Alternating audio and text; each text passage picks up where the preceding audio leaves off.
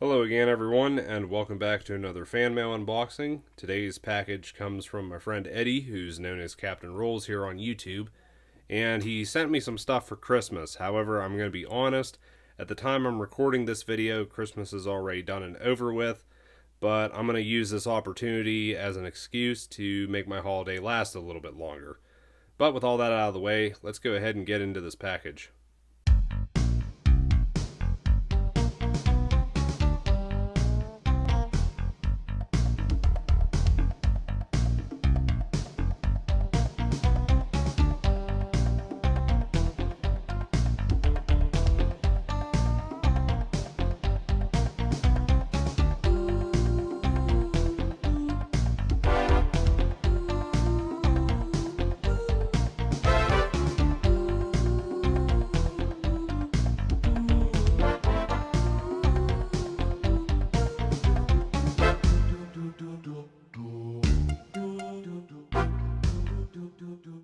So I noticed that only one of these gifts is for me. This other one is actually for Mrs. Plow Bender from Eddie and his family. So I'll set that aside and she'll open that here probably this coming weekend. But I'll go ahead and get into Eddie's package here. Well, it's actually a gift from him and his family to me. And we'll see what we got. Okay. Z-Mart gift series. I have no idea what that is. This is taped. So where is my knife?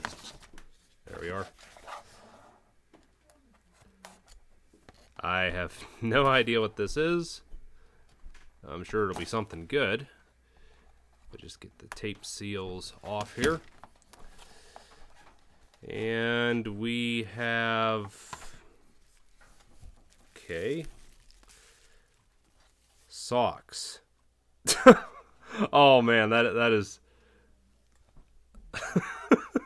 I don't snore. I dream I'm a train. That is really nice. That is so cool. Look. I'm at a loss for words. Now that was definitely something I was not expecting. Like you saw, these are socks that say, I don't snore, I dream I'm a train. And then on the other side of these, they have locomotives and various signs and signals. Yeah, I mean, I really do like these. And big thank you to Eddie and his family for these. I'm sure I'll be wearing these over the course of the winter. Definitely keep my feet warm, and in a funny way. Eddie also sent this train clock, which, while it does work, it's clearly been knocked around a bit. I noticed some paint loss on the numbers, plus you've got a little bit of dust and dirt around here. This might be faded, or maybe that's just how it came. Also noticed on the back here, there's a chunk missing out of the bottom here, which that did actually fall out. I could possibly glue that back on without too much trouble. But I noticed this says hourly sound effect. And there's actually batteries missing on the back here, so I'm guessing that every hour this makes some sort of noise, which I do have some double A's here. I can throw in this real quick, and we can now see if the sound feature on this works or not. Let's see, if I turn it here, 9 o'clock.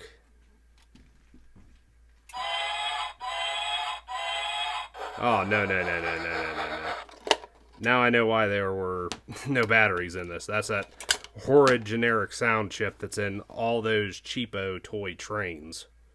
Now, don't get me wrong, I still like this clock, but the fact it has that generic sound chip in it, there's no way in hell I'm going to be listening to that every hour. So I think I'll just leave the batteries out of that.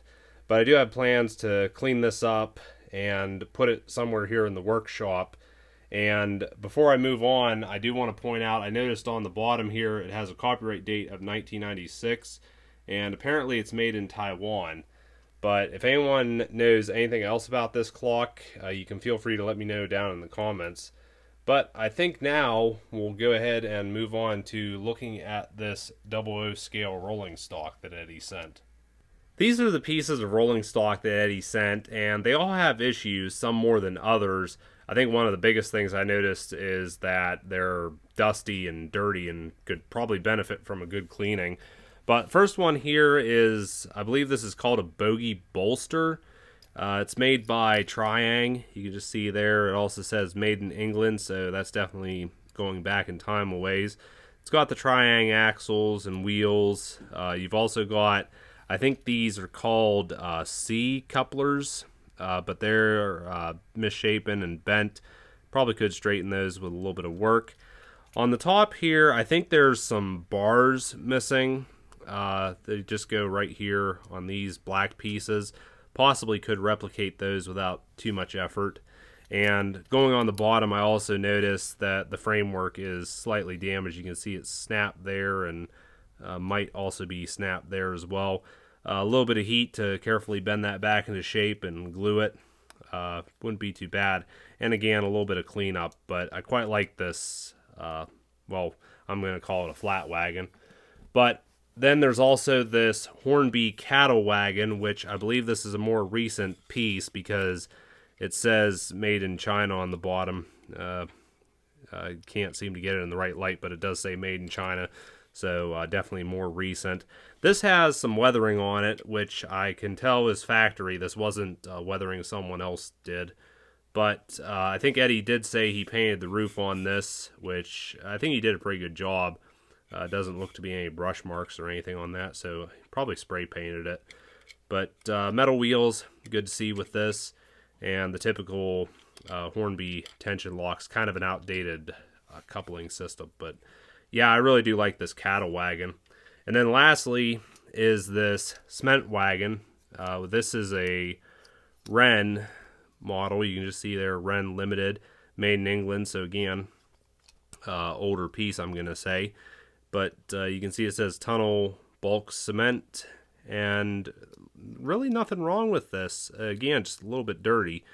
It has metal wheels as well, although I notice these seem to be really loose, so I'm not sure if these are actually the wheels that came with this, or they might have just been thrown on, but they free rolling is pretty, well, I guess it's just not there for lack of a better term. So again, I don't know, these might not be the original wheels.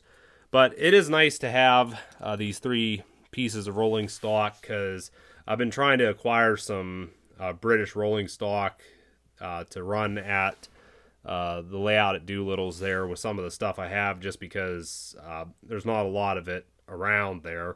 And Eddie's definitely been very helpful in supplying some of this stuff, either just giving it to me or selling it to me at reasonable prices.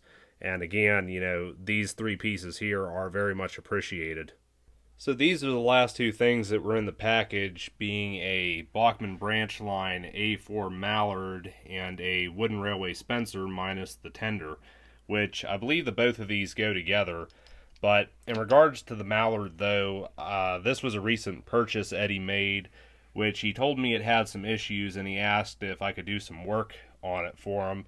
And I was tempted to take this out of the box, but I think for the time being, I'm just going to wait till I get in contact with Eddie and he gives me the rundown on this, what all needs to be done before I open it here. But I probably will see about showing this later on the channel, possibly even take it to Doolittle's there and run it on the layout. And I think that pretty much wraps it up for this fan mail unboxing. As always, I'm really appreciative for everything that Eddie sent along. Really happy to have this rolling stock here that he gifted me, and I'll be sure to put that to good use. And like I said before, I got quite a laugh out of these socks that were a Christmas gift from his family. And, you know, like I said, all this, it's just very appreciated and really great to have Eddie as a friend. But I think that's going to be it for now. I hope you all enjoyed. And be sure to stick around because part 3 of my fan mail unboxing from Douglas Rowe will be coming up next.